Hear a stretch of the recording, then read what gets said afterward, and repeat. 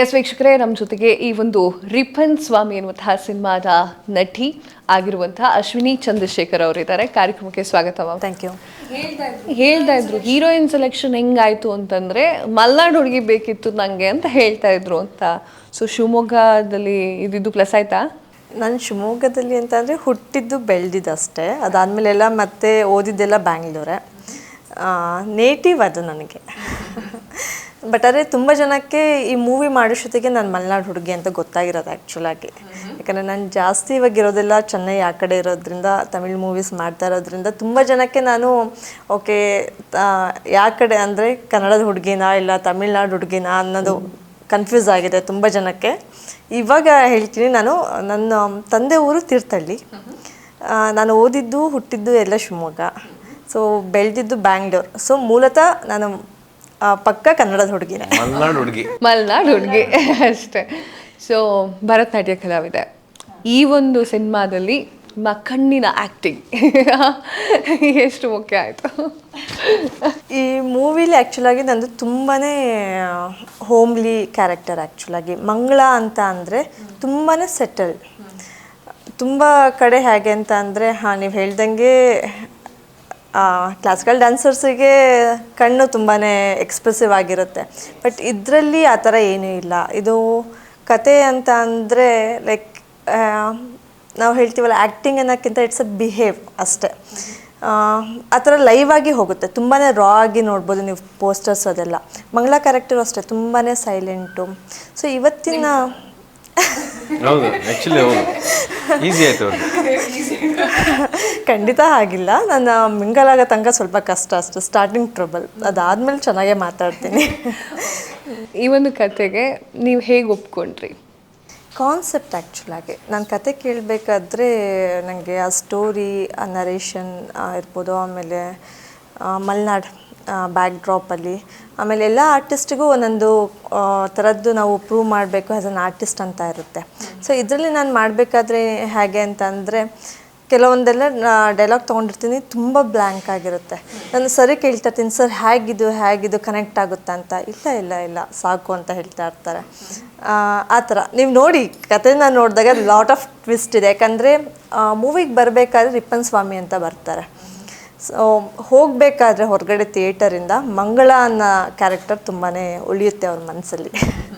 ಇದಕ್ಕೇನು ಹೇಳ್ತೀರಾ? ಅದು ಹಾಂಟ್ ಮಾಡುತ್ತಮ್ಮ. ಅದು ನಾನು ಹೇಳಿದ್ನಲ್ಲ ಇವಾಗ, ಒಂದು ರಾಕ್ಷಸನಿಗೆ ತುಂಬ ಸುಂದರವಾಗಿರೋ ಹೆಂಡತಿ ಅಂದಾಗ ಆ ಥರ ಅದನ್ನು ಅಷ್ಟೊಂದೆಲ್ಲ ಸಬ್ಮಿಸಿವ್ನೆಸ್ನ ಅನುಭವಿಸಿ ಮನೆಯಲ್ಲಿ ಆ ಡಾಮಿನೆನ್ಸ್ನ ಅನುಭವಿಸಿ ಎಲ್ಲ ಸುಮಾರು ಜನಕ್ಕೆ ಅದು ಕನೆಕ್ಟ್ ಆಗುತ್ತೆ. ಸುಮಾರು ಮನೆಗಳಲ್ಲಿ ಸುಮಾರು ಜನ, ಭಾಳ ಜನ ಅಲ್ಲ, ಕೆಲವ್ರ ಮನೇಲಿ ಈ ಥರ ಹೆಣ್ಮಕ್ಳು ಅದನ್ನು ಶೋಷಣೆ ಅನ್ನೋದಕ್ಕಿಂತ ಆ ಸೆಟಪ್ಪೇ ಆ ಥರ ಇರುತ್ತೆ. ಅವ್ರು ಹೆಚ್ಚು ಮಾತಾಡೋಕೆ ಅವ್ರಿಗೆ ಅವಕಾಶನೇ ಕೊಡೋದಿಲ್ಲ.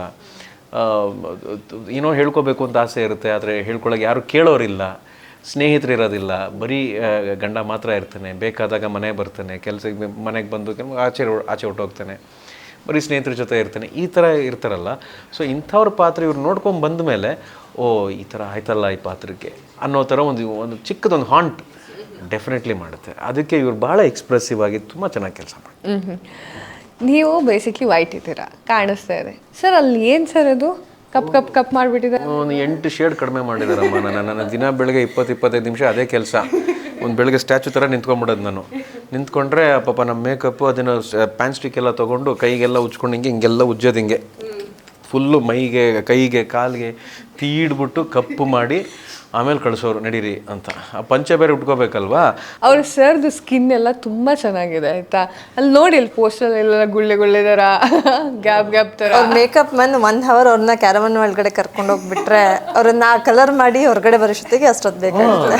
ಇವಾಗ ನೋಡಿ, ಪಂಚೆ ಕೂಡ ಮೇಲೆ ಎತ್ತು ಕಟ್ಟಬೇಕು, ಮಂಡಿ ಮೇಲೆ ಕಟ್ಟಬೇಕು, ಅವಾಗ ಇಲ್ಲಿ ಕೂಡ ಫುಲ್ ಕಲರ್ ಹಾಕಬೇಕು. ಅಯ್ಯೋ, ನಮಗೆ ಮಾಡೋ ಅಷ್ಟರಲ್ಲೇ ಅರ್ಧ ರಿಪ್ಪನ್ ಸ್ವಾಮಿಗಿರೋ ಕೋಪ ಬಂದ್ಬಿಟ್ಟಿರೋದು ನನಗೆ. ಅಯ್ಯೋ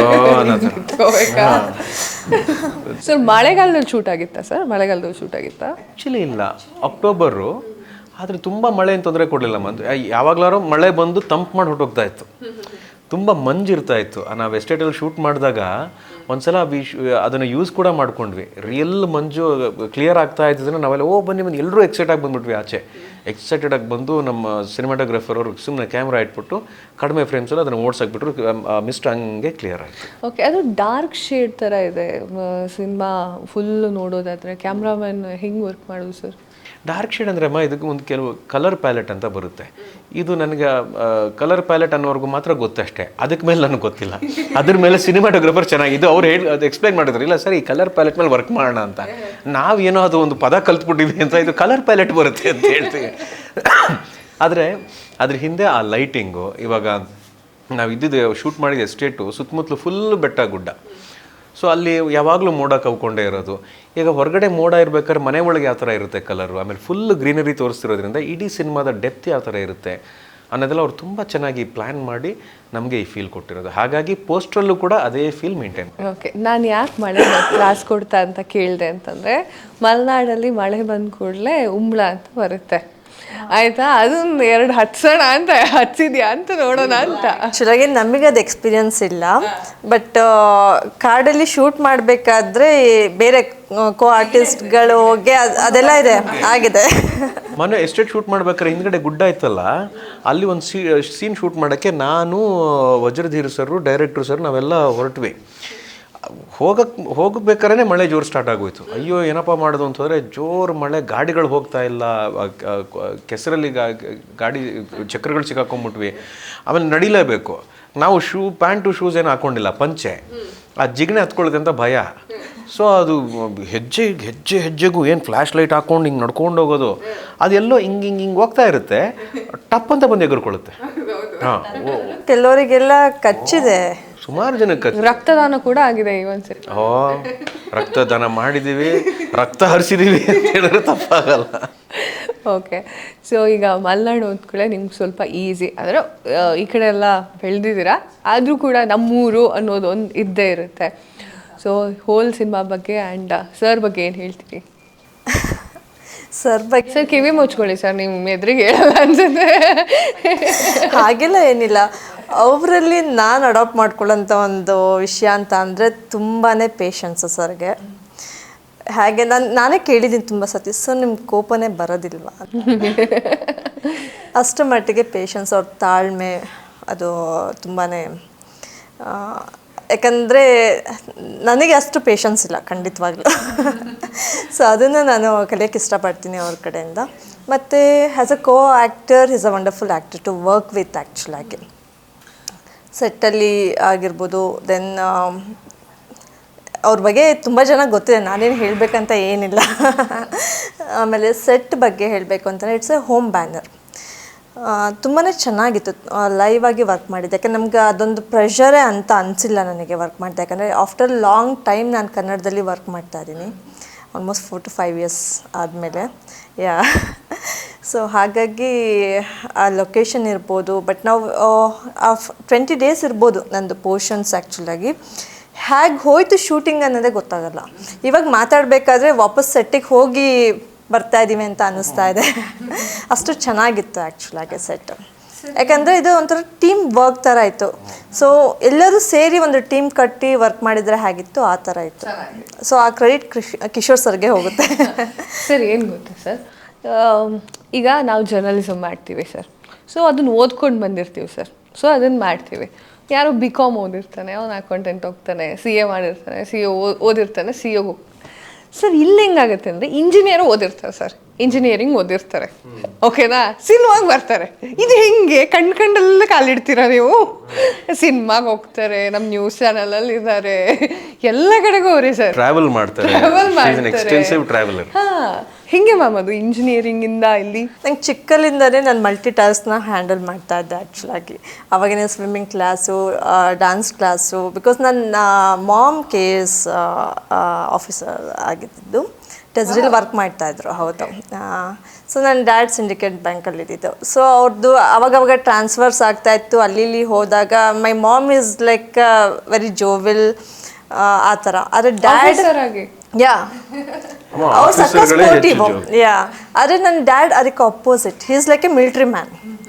ಸೊ ಅವ್ರದ್ದು ಅಂದರೆ ಟೈಮಿಂಗ್ಸು ಆ ಥರ. ಸೊ ಹಾಗಾಗಿ ನಂಗೆ ಅವಾಗಿಂದಲೂ ಮಲ್ಟಿ ಟಾಸ್ಕಿಂಗ್ ಬಂದಿರೋದ್ರಿಂದ ಇವಾಗೂ ಅಷ್ಟೇ I love to travel. So ಎಲ್ಲದನ್ನು ಒಟ್ಟಿಗೆ ಹ್ಯಾಂಡಲ್ ಮಾಡ್ತಾ ಇದ್ದೀನಿ ಅಷ್ಟೇ, ಸಿನಿಮಾನೂ ಅಷ್ಟೇ. So still I am working as a consultant ಎಲ್ಲದು. ಓಕೆ, ಟೀಮ್ ಬಗ್ಗೆ ಹೇಳ್ಬಿಡಿ, ರಿಪನ್ ಸ್ವಾಮಿ ಟೀಮ್ ಬಗ್ಗೆ ಹೇಳ್ಬಿಡಿ.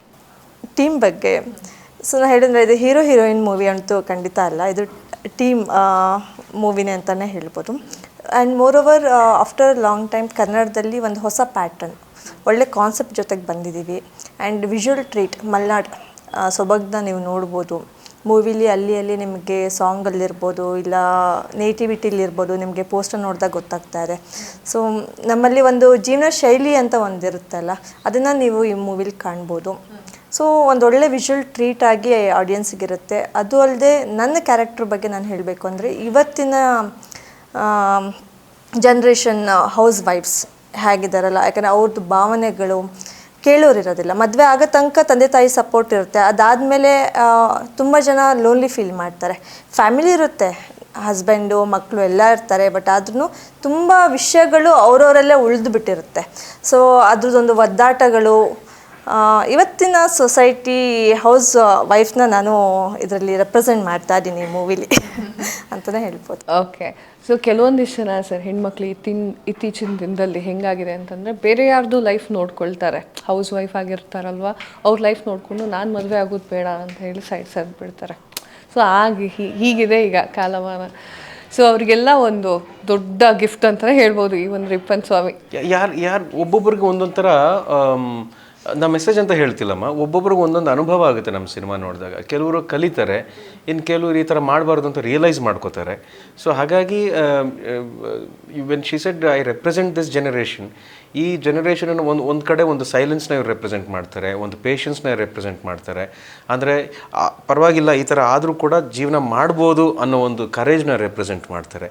ಎಲ್ಲವೂ ಕೂಡ ಈ ಸಿನಿಮಾದ ಒಂದು ಹಿನ್ನೆಲೆಯಲ್ಲಿ ಬಂದಿದೆ. ಓಕೆ, ಹೋಲ್ ನಿಮ್ಮ ಪಾತ್ರದ ಬಗ್ಗೆ, ಹಾಗೆ ಈ ಒಂದು ಚಿತ್ರತಂಡದ ಬಗ್ಗೆ, ಹಾಗೆ ಈ ಒಂದು ಸಿನಿಮಾ ನಿಮಗೆ ಎಷ್ಟು ಇಂಪಾರ್ಟೆಂಟ್ ಅನ್ನೋದ್ರ ಬಗ್ಗೆ ಒಂದು ಲೈನಲ್ಲಿ ಹೇಳಿ. ಒಂದು ಲೈನಲ್ಲಿ ಹೇಳೋದಂದ್ರೆ ಕಷ್ಟ, ಆದರೆ ಕಡಿಮೆ ಮಾತುಗಳಲ್ಲಿ, ಯಾಕಂದರೆ ನಾವು ಅಷ್ಟೊತ್ತಿಂದ ಅದನ್ನೇ ಮಾತಾಡಿರೋದು. ಅಂದರೆ ಈ ಸಿನಿಮಾ ಎಷ್ಟು ಮುಖ್ಯ ನಮಗೆ, ಈ ಚಿತ್ರತಂಡ ನಮಗೆ ಎಷ್ಟು ಎನ್ಕರೇಜಿಂಗ್ ಆಗಿತ್ತು. ಆ್ಯಂಡ್ ತುಂಬ ಮುಖ್ಯವಾಗಿ ಆ್ಯಕ್ಚುಲಿ ಈ ಸಿನಿಮಾ ಶೂಟಿಂಗ್ ಮಾಡಿದ ಸಂದರ್ಭ ನನಗಿದೆಯಲ್ಲ, ಅದು ತುಂಬ ನನ್ನ ಮನಸ್ಸಲ್ಲಿ ಬಹಳ ಭಾರವಾಗಿದ್ದಂಥ ಸಂದರ್ಭ ಅದು. ಆಗಸ್ಟಲ್ಲಿ ಈ ಥರ ಆಯಿತು, ಇಮಿಡಿಯೇಟಾಗಿ ನಾವು ಅಕ್ಟೋಬರಲ್ಲಿ ಶೂಟಿಂಗ್ ಶುರು ಮಾಡಿದ್ದು. ಸೊ ಶೂಟಿಂಗ್ ಮಾಡಲೇಬೇಕು, ಯಾಕಂದರೆ ಸುಮ್ಮನೆ ಕೂತ್ಕೊಂಡ್ರೆ ಆಗೋದಿಲ್ಲ, ಹೇಗಾರು ಮಾಡಿ ನಾವು ನಮ್ಮ ಕೆಲಸನ ನಾವು ಮುಂದುವರಿಸ್ಬೇಕು ಅಂತ ಹೇಳಿ ಅವಳ ಸ್ಫೂರ್ತಿಲೇ ನಾನು ಸಿನಿಮಾ ಕೆಲಸ ಶುರು ಮಾಡಿ. ಇನ್ಫ್ಯಾಕ್ಟ್ ಇವ್ರ ಪಾಪ ಬಂದಾಗ ನನ್ನ ಹತ್ರ ಮಾತಾಡೋಕೆ ತುಂಬ ಹಿಂದೆ ಮುಂದೆ ನೋಡೋರು, ಏನು ಮಾತಾಡೋದು ಹೇಗೆ ಮಾತಾಡೋದು ಅಂತ. ನಾನು ಕರೆದು ಮಾತಾಡಿಸ್ತಾ ಇದ್ದೆ. ಸೊ ಅಷ್ಟಿರ್ಬೇಕಾದ್ರೆ ನಮ್ಮ ಇಡೀ ಚಿತ್ರತಂಡ ನಮ್ಮ ಜೊತೆ ಇದ್ದು ಚೆನ್ನಾಗಿ ಕೆಲಸ ಮಾಡಿಕೊಂಡು ಲವಲವಿಕೆಯಿಂದ ಕೆಲಸ ಮಾಡಿ ಭಾಳ ಸಪೋರ್ಟಿವ್ ಆಗಿ, ನಮ್ಮ ನಿರ್ಮಾಪಕರಾಗಲಿ ನಿರ್ದೇಶಕರಾಗಲಿ, ಆಮೇಲೆ ಇವಾಗ ನಮ್ಮ ಟೀಮು ಪ್ರಮೋಷನ್ ಮಾಡ್ತಿರುವಂಥ ಟೀಮು ಎಷ್ಟು ಸ್ಟ್ರಾಂಗ್ ಆಗಿ ನಿಂತಿದೆ. ಆಮೇಲೆ ಫಸ್ಟ್ ಲುಕ್ಕಿಂದ ಹಿಡಿದು ಟೀಸರ್ ಹೊಡಗುವರೆಗೂ, ಇನ್ನು ನೆಕ್ಸ್ಟ್ ಟ್ರೇಲರ್ ಲಾಂಚ್ ಮಾಡ್ತೀವಿ. ಆದರೆ ಆ ಟ್ರೇಲರ್ ಬರೋವರೆಗೂ ಒಂದು ಮಾತುಕತೆ ಇರಬೇಕಲ್ಲ, ಒಂದು ಎಕ್ಸೈಟ್ಮೆಂಟ್ ಇರಬೇಕಲ್ಲ. ಅಷ್ಟು ಉತ್ಸಾಹ ಕೊಟ್ಟಿರುವಂಥ ಎಲ್ಲ ಆಡಿಯನ್ಸ್ಗೂ ನಾವು ಥ್ಯಾಂಕ್ಸ್ ಹೇಳಬೇಕು. ಅದನ್ನು ಅವ್ರನ್ನ ತಲುಪಿಸ್ತಾ ಇರುವಂಥ ನಿಮಗೆ ನಾವು ಥ್ಯಾಂಕ್ಸ್ ಹೇಳಬೇಕು. And it is a very positive feel. ಇವಾಗ ಆಗ್ತಿರೋಂಥ ಬೆಳವಣಿಗೆ ಇದೆಯಲ್ಲ ಇಂಡಸ್ಟ್ರೀಲಿ, it is a very very positive feel.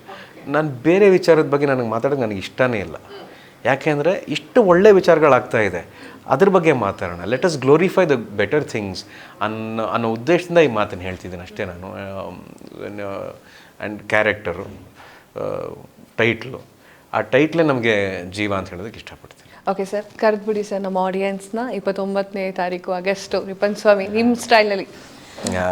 ಎಲ್ರಿಗೂ ಕೂಡ ನಾನು ಧನ್ಯವಾದಗಳನ್ನು ಹೇಳೋ ಮುಖಾಂತರ ಈ ಒಂದು ಮಾತನ್ನು ಹೇಳ್ತಾ ಇದ್ದೀನಿ. ನಮಗೆ ಈ ಥರ ಧೈರ್ಯ ಕೊಟ್ಟು, ನಮಗೆ ಈ ಥರ ಪ್ರೋತ್ಸಾಹ ಕೊಟ್ಟು, ನಮಗೆ ಇಂಥ ವಿಶ್ವಾಸ ಕೊಟ್ಟಿರೋದಕ್ಕೆ ನಾವು ನಿಮಗೆ ಆಡಿಯನ್ಸ್ ಎಲ್ರಿಗೂ ನಾವು ಥ್ಯಾಂಕ್ಸ್ ಹೇಳಬೇಕು. ಎಲ್ಲ ಪ್ರೇಕ್ಷಕರಿಗೂ ನಾನು ಥ್ಯಾಂಕ್ಸ್ ಹೇಳ್ತಾ, ಆಗಸ್ಟ್ 29ನೇ ತಾರೀಕು ಥಿಯೇಟ್ರ್ಗಳಲ್ಲಿ ರಿಪನ್ ಸ್ವಾಮಿ ರಿಲೀಸ್ ಆಗ್ತಾ ಇದೆ. ಅದಕ್ಕೆ ಮುಂಚೆ 23ನೇ ತಾರೀಕಿಂದನೇ ಕೆಲವು ಊರುಗಳಲ್ಲಿ ನಾವು ಪೇಯ್ಡ್ ಪ್ರೀಮಿಯರ್ ಮಾಡ್ತಾಯಿದ್ದೀವಿ. ಉಡುಪಿ, ಮಂಗಳೂರು, ಶಿವಮೊಗ್ಗ, ಹುಬ್ಬಳ್ಳಿ, ದಾವಣಗೆರೆ, ಮೈಸೂರು, ಈ ಥರ ಎಲ್ಲ ಜಾಗಗಳಲ್ಲಿ ಪೇಯ್ಡ್ ಪ್ರೀಮಿಯರ್ ಮಾಡ್ತಾಯಿದ್ದೀವಿ. ಮೊದಲೇ ನಿಮ್ಮ ಹತ್ರ ಬರ್ತಾಯಿದ್ದೀವಿ, ನಿಮ್ಮ ಹತ್ರ ಬಂದು ಸಿನಿಮಾದ ಪರಿಚಯವನ್ನು ನಿಮಗೆ ಮಾಡಿ, ನಂತರ 29ನೇ ತಾರೀಕು ಇನ್ನೊಂದಷ್ಟು ಜನರಿಗೆ ಹತ್ತಿರ ಆಗೋಣ ಅಂತ ಪ್ರಯತ್ನ ಪಡ್ತೀವಿ. ಆ ಪ್ರಯತ್ನದಲ್ಲಿ ನೀವೆಲ್ಲರೂ ನಮ್ಮ ಕೈ ಹಿಡ್ಕೋತೀರಾ ಅನ್ನೋ ನಂಬಿಕೆಯಿಂದ ಕರಿತಾ ಇದ್ದೀನಿ. ಮತ್ತೊಮ್ಮೆ ಆಗಸ್ಟ್ 29ನೇ ತಾರೀಕು ರಿಪ್ಪನ್ ನಿಮ್ಮ ಹತ್ತಿರದ ಥಿಯೇಟರ್ಸಲ್ಲಿ. ಸರ್ ಇದೊಂದು ಕ್ಲಾರಿಟಿ ಕೊಟ್ಬಿಡಿ, ಯಾವ ಒಂದು ಊರುಗಳಲ್ಲಿ ಯಾವಾಗ ರಿಪ್ಪನ್ ಸ್ವಾಮಿ ಆ ಡೇಟು ನನಗೆ ಆ್ಯಕ್ಚುಲಿ ಅಷ್ಟು ಕ್ಲಾರಿಟಿ ಇಲ್ಲ. ಆಮೇಲೆ ಹೇಳ್ತಾರೆ ಡೈರೆಕ್ಟ್ ನಿಮಗೆ ಪ್ಲ್ಯಾನ್ ಫುಲ್ ಕೊಡ್ತಾರೆ. ಅದು 23ರಿಂದ ಸ್ಟಾರ್ಟ್ ಆಗುತ್ತೆ. 23ರಿಂದ ನಮ್ಮ ಮೊದಲನೇ ಊರು ಮಾತ್ರ ನನಗೆ ಗೊತ್ತು, ನನಗೆ ಉಡುಪಿ ಮಂಗಳೂರು ಅಂತ ಕನ್ಫರ್ಮ್ ಆಗಿದೆ. ಅದಾದಮೇಲೆ ಟ್ರಾವೆಲ್ ನೋಡ್ಕೋಬೇಕಲ್ಲ, ಒಂದು ಊರಿಂದ ಇನ್ನೊಂದು ಊರಿಗೆ ಹೋಗಿ ಯಾವ ಡೇಟಲ್ಲಿ ಮಾಡಬೇಕು ಅಂತ. ಇವಾಗ ಆಲ್ರೆಡಿ ಅದನ್ನು ಪ್ರಮೋಟ್ ಮಾಡೋದಕ್ಕಾಗಲಿ ಮಾರ್ಕೆಟಿಂಗ್ ಮಾಡೋದಕ್ಕಾಗಲಿ ಶುರು ಮಾಡಿದ್ದೀವಿ. ಸೊ ಆಗಲೇ ಅದರ ಬಗ್ಗೆ ಎನ್ಕ್ವೈರೀಸ್ ಬರ್ತಾ ಇದೆ, ಸೀಟ್ಸ್ ಫಿಲಪ್ ಆಗ್ತಾ ಇದೆ. ಸೊ ಈ ಎಕ್ಸೈಟ್ಮೆಂಟನ್ನು ಹಾಗೆ ಗಟ್ಟಿಯಾಗಿ ಇಟ್ಕೊಂಡು ಹೋಗಬೇಕು ಅನ್ನೋ ನನ್ನ ಆಸೆ. Okay sir, thank you sir, thank you so much ma'am. ಇವಾಗ ನೀವು ಕರೆದ್ಬಿಡಿ ma'am. 29th Rippan Swamy movie release ಆಗ್ತಾ ಇದೆ. ಎಲ್ಲರೂ ಥಿಯೇಟರ್ಗೆ ಬಂದು ನೋಡಬೇಕು ಖಂಡಿತವಾಗ್ಲೂ. ಯಾಕಂದರೆ ಕನ್ನಡದಲ್ಲಿ ಒಂದು ಹೊಸ ಕಾನ್ಸೆಪ್ಟ್ ಜೊತೆಗೆ ಒಂದು ಒಳ್ಳೆ ಟೀಮಲ್ಲಿ ವರ್ಕ್ ಮಾಡಿದ್ದೀವಿ. ಸೊ ಕನ್ನಡ ಮೂವಿನ ಪ್ರೋತ್ಸಾಹಿಸಿ ಬಂದು ನೋಡಿ ಅಂತ ಅಂದು ಕೇಳ್ಕೊತೀನಿ ಅಷ್ಟೇ. Thank you sir, thank you so much. So ನಮ್ಮ ಕಾರ್ಯಕ್ರಮದಲ್ಲಿ ಕೂತ್ಕೊಂಡಿದ್ದಕ್ಕೆ ಥ್ಯಾಂಕ್ ಯು ಮ್ಯಾಮ್. ಎಸ್ ವೀಕ್ಷಕರೇ, ಇದಾಗಿತ್ತು ಈ ಹೊತ್ತಿನ ವಿಶೇಷ. ಮತ್ತಷ್ಟು ಸುದ್ದಿಗಳಿಗಾಗಿ ನೋಡ್ತಾ ಇರಿ ಫ್ರೀಡಮ್ ಟಿವಿ, ಇದು ಜನಸಾಮಾನ್ಯರ ಶಕ್ತಿ. ಕ್ಷಣ ಕ್ಷಣದ ಸುದ್ದಿಗಳಿಗಾಗಿ ಫ್ರೀಡಮ್ ಟಿವಿ ಸಬ್ಸ್ಕ್ರೈಬ್ ಮಾಡಿ, ಲೈಕ್ ಮಾಡಿ ಹಾಗೂ ಫಾಲೋ ಮಾಡಿ. ಹೊಸ ಸುದ್ದಿಗಳ ನೋಟಿಫಿಕೇಶನ್ಗಾಗಿ ಬೆಲ್ ಐಕಾನ್ ಮೇಲೆ ಕ್ಲಿಕ್ ಮಾಡಿ.